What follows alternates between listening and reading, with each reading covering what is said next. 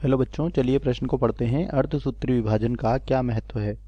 हमें प्रश्न में यहाँ पर अर्धसूत्री विभाजन का महत्व पूछा गया है। तो चलिए बात करते हैं इस प्रश्न की मुख्य अवधारणा की, और इसमें हम बात करेंगे अर्धसूत्री विभाजन के बारे में कि अर्धसूत्री विभाजन क्या होता है।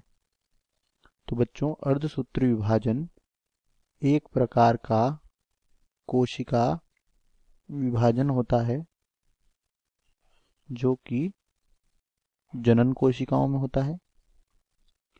अर्धसूत्री विभाजन जो है यह सिर्फ जनन कोशिकाओं में होता है, और इसके फलस्वरूप एक पैतृक कोशिका से एक पैतृक कोशिका से 4 अगुणित पुत्री कोशिकाओं का निर्माण होता है, या 4 अगुणित पुत्री कोशिकाएं बनती है। अब हम बात करते हैं कि इसका महत्व क्या होता है।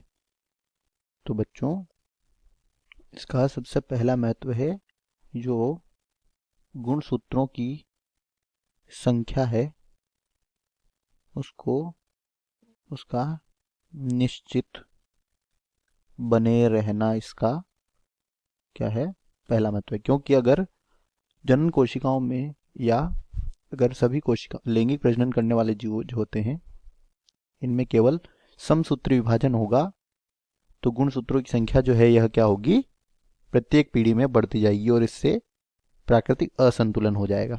ठीक है, इसके कारण गुणसूत्रों की संख्या को पीढ़ी दर पीढ़ी निश्चित मात्रा या निश्चित संख्या बनाए रखने के लिए अर्धसूत्री विभाजन महत्वपूर्ण होता है। दूसरा, जो आनुवंशिक पदार्थ होते हैं, आनुवंशिक पदार्थ के विनिमय का में भी यह सहायता करता है।